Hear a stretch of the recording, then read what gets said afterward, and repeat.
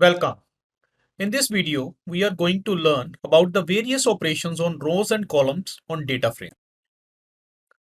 We are going to learn how to add new columns, new rows, deleting a row or column, renaming the row labels, and renaming the column labels. So first of all, we will begin with adding a new column. So this is a data frame which is named as wedges, and we will work on it and we will learn that how we can add a new column to it. So for that, first of all, we have to write the name of the data frame and then square brackets. In this square brackets, I can write the new name. For example, I write turnip and then I have to provide the list of values. So I just write some random values over here. And when I print this data frame, the new column is added. Now, one more important thing over here is I can also use a single value to create a new column. So for example, I just write brinjal and then I say 25, and when I print wedges now, brinjal column is created with the same value for all the months. There is one more thing, you can use this to change the values also. So what I can do, I can give the values over here, and for any existing values, if I use this, it will change all these existing values. So for any column, if you have existing values, you can use this to change the values in that column. If you don't know the values, you can also use none to set the values to none. Further, it should be kept in mind if we are passing a list of values, it should match the number of rows. If I try to pass this list of values, which is less than the total number of rows, because in my data frame there are 4 rows. So if I run it, it end up with a value error. Okay. So this value error is length of values 3 does not match the length of index, because the index is 4 and I am passing only 3 values. So if you are passing a list, the number of values in the list must be matched with the total number of rows, or you don't pass a list and you set a single value. So now next is adding a new row. But before starting with adding a new row, you just need to understand a property which is called LOC. I just want to tell you one thing.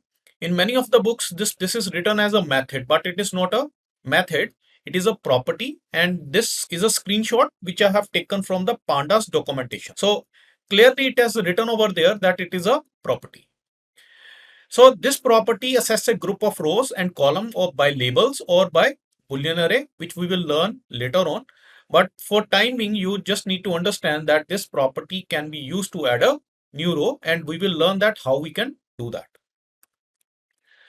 So what you need to do is you just have to type over here wedges and then say LOC. I just show you one thing. If I open up the documentation, it says property, right? So LOC is a property, not a method, not a function. You have to keep this thing in your mind. You may find this written as a method in many of the books, but it is a property. So what I need to do is I just have to write over here the name of the month. I just write May, and then I have to provide the list of values. And again, here the list of values should match the total number of columns. So here the total number of columns are 5. So I need to write the 5 values over here. So if I don't write the 5 values, again it will give you value error, and it says cannot set a row with the mismatched columns. So what I need to do is I just have to pass over here some values which are total number of 5 values, right? So if I do that, so this will happen, it will work fine. And if I print it, it just display the another row over here, which is May. Again, if I wanted to set this to none, I can do that, and then it updated with the nan. Okay, and this property can also be used to reset the values of other rows. For example, if I wanted to change the values in March, and I just have to provide the list of values, again the total number of values should be 5, that is total number of columns. So what I do, I just write some random values over here, and when I do that, it will update the data frame with the new values. It should be kept in mind that if you are using this property.loc, in that case, if you are using the same index, then it will update the values in that index. We can also set the values of all the data frame to a single value by just writing this. And if I type 0, all the values are set to 0. So now, how to delete row or columns? And for that, first of all, you need to understand about the axis. Axis 1 is columns and axis 0 is rows. You can refer them by using axis equals to 1 or axis equals to columns, or if you have axis 0, you can refer it for axis 0 or axis equals to index. So it is very important to understand this, because whenever you are deleting the rows or columns, you need to apply this axis. So let us see that. So for removing rows or columns, we need drop method. And this method is to remove rows and columns of a specific label. And we need to tell the axis also. So let us see that. This is my veggies data frame. And what I need to do is I just have to write veggies dot drop. And then I have to tell that what I wanted to drop. For example, if I just wanted to drop a single column, for example, I just need to write onion.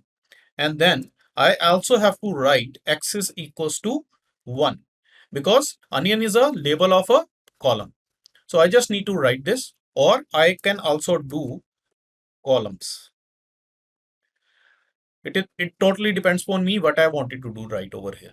So I just write axis equals to 1. So when I run it, it just display me the data frame without the onion column. So if I don't write it, and if I just write potato, and if I run it, it give me the error. It says E error, and here it says not found an axis. So axis is something which you have to write in this case. Similarly, if you want to remove many values, for example, I don't require tomato, and also I don't require turnip. So I just write it turnip, and then I will write axis equals to 1. And when I run it, it displays me the data frame without tomato and turnip. That means if you are removing only one column, you just need to write that name. Otherwise, you have to pass the list of columns over here. So this is a list of columns. And for your rows, the same method works. You just have to change over here the axis, because it is a row, and for rows the axes are 0. So I just write Jan over here and run it.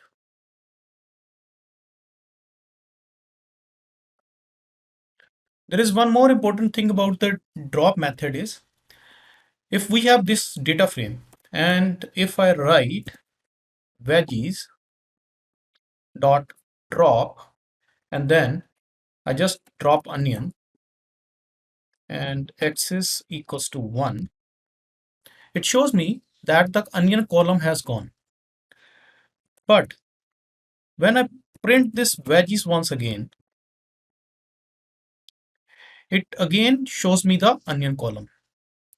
So basically, when I use this method, it created a copy with the dropped column onion. So there is no change in the original data frame. So what we can do is, we can either write it like this: veggies equals to veggies dot drop onion, comma, axis equals to 1.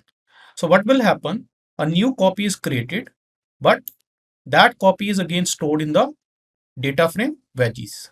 So this will replace the original data frame. So when I run it and I print it, it shows me the data frame without the onion column.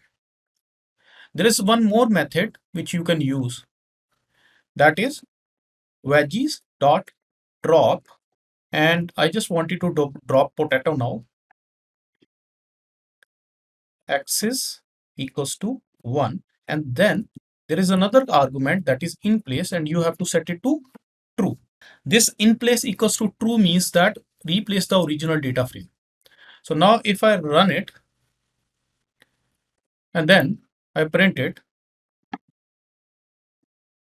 the potato has been removed and the original data frame has been updated with the removed column. So the next one is how we can rename the rows or columns. So this is the method which you need to use, that is dot rename.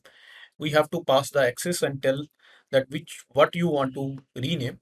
So what we need to do is we just need to write over here rename, and then I have to pass the dictionary. For example, write over here onion, on, turnip, tur. Now it is again important that you write the axis over here. And if you don't pass the axis, let us see what will happen. It does not change anything. It won't give you error, but it won't change anything. So, but if I write x is equals to 1, it will change onion to on and turnip to tur. Similarly, for the rows also, you just need to write over here. For example, for Jan, I just want to write January, and for April, I just need to write APR, and I have to write over here x is equals to 0. So it changes that. So you can also write index, and for x is equals to 1, you can write columns. The choice is totally yours. So this is how you can change the labels of columns or rows. Similar to the drop method, rename also make a copy of the original data frame. So if you want to rename some column and also change the original data frame, so what you need to do is you just have to write veggies dot rename and then the column name axis equals to 1 and in place equals to. And now when you print this veggies,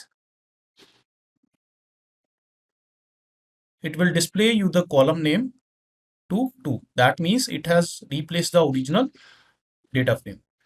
You can also do it like this.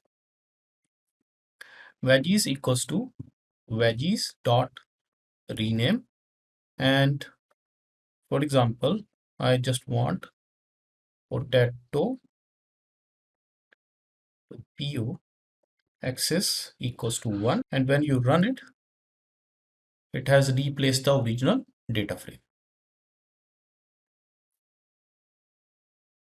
Thanks for now. See you in the next video.